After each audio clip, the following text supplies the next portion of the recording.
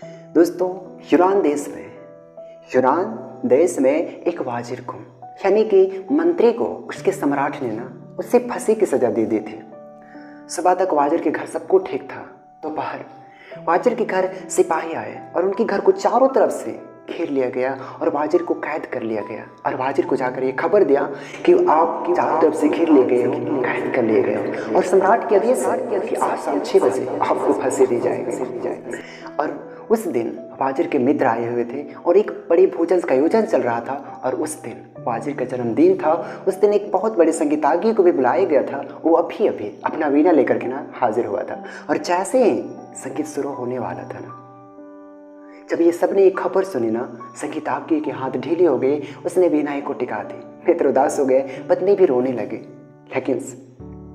लेकिन वो वाजिर कहने लगा कि 6 बजने में अभी बहुत देर बाकी है, तब तक गीत भी पूरे हो जाएंगे, तब तक भोजन भी पूरे हो जाएंगे और राजा की बहुत कृपा कि 6 बजे तक कम से कम फांसी तो नहीं दी। फिर कहने लगा लेकिन ये वीणा बंद क्यों हो गए, भोजन बंद क्यों हो गए, मित्र उदास क्यों हो गए? 6 बजने में भी बहुत देर बाकी है, तब तक कुछ भी बंद करने की जरूरत नहीं है। मित्र कहने लगे अब हम भोजन कैसे करें? संगीतज्ञ भी कहने लगा अब मैं वीणा कैसे बजाऊं, परिस्थिति बिल्कुल अनुकूल ना रही। वह व्यक्ति हंसने लगा जिससे फांसी होने को थी। उसने कहा कि इससे अनुकूल परिस्थिति और क्या हो सकती है कि आज शाम 6 बजे मैं मर जाऊंगा।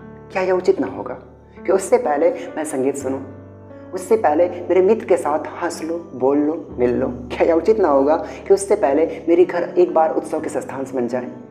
क्योंकि आज शाम 6 बजे मुझे हमेशा के लिए विदा हो जाना है।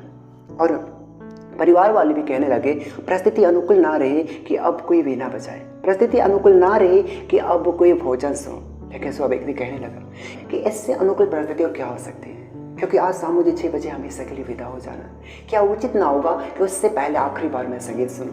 क्या यह उचित ना होगा कि मेरे मित्र उत्सव करें? क्या यह उचित ना होगा कि मेरे घर में एक बार अंतिम बार उत्सव के स्थान बन जाए, चाहते हुए मेरी स्मृति में थोड़े से पल टिकी रह जाए जिस क्षण को मैंने अंतिम क्षण का अनुभव किया है। और उस घर में वीणा बजती रही, भोजन भी चलता रहा। यद्यपि लोग उदास थे, संगीतज्ञ भी उदास था, लेकिन वो वाजिर खुश था, प्रसन्न था। जब राजा को ये खबर मिली राजा देखने आया कि कहीं वाजिर पागल तो नहीं। जब उसके घर पहुंचा तो उसने देखा उसके घर में वीणा बज रही है, मेहमान भी इकट्ठे थे। जब राजा भीतर गया तो देखा कि वाजिर भी आनंद मगन बैठा हुआ है। उसके पास जाता है, कहता है तुम पागल तो नहीं हो गए? तुम्हें खबर नहीं मिली कि आज शाम 6 बजे तुम्हारी मौत आ रही है और तुम? उसने कहा खबर मिल चुकी है, इसलिए मैंने आनंद के उत्सव को तीव्र करने के लिए बोल दिया है। स्थिर करने का तो सवाल नहीं है, क्योंकि आज शाम 6 बजे मुझे हमेशा के लिए विदा हो जाना है। इसलिए आज शाम 6 बजे तक मैंने आनंद और उत्सव को तीव्र कर लिया है। स्थिर करने का तो सवाल नहीं है, क्योंकि जाते हुए मेरी जिंदगी में इस पल स्मरण रह जाए। राजा ने कहा ऐसे आदमी को फांसी की सजा देना व्यर्थ है। जो आदमी जीना जानता है उसे मरने की सजा नहीं दी जा सकती।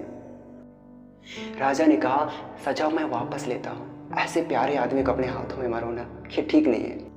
दोस्तों, जीवन में क्या अवसर, क्या परिस्थिति, ये इस बात पर निर्भर नहीं होता कि परिस्थिति क्या है। ये इस बात पर निर्भर होता है कि उस परिस्थिति को आप किस भांति देखते हैं, किस दृष्टि से, किस एटीट्यूड से। तो मुझे नहीं लगता कि कोई ऐसी भी परिस्थिति हो सकती है जो आपको आनंद के उत्सव की तरफ जाने से आपको रोक सकती है। अगर आप ही अपने आप को रोकना चाहते हो तो बात दूसरी है, तब हर परिस्थिति आपको रोक सकती है।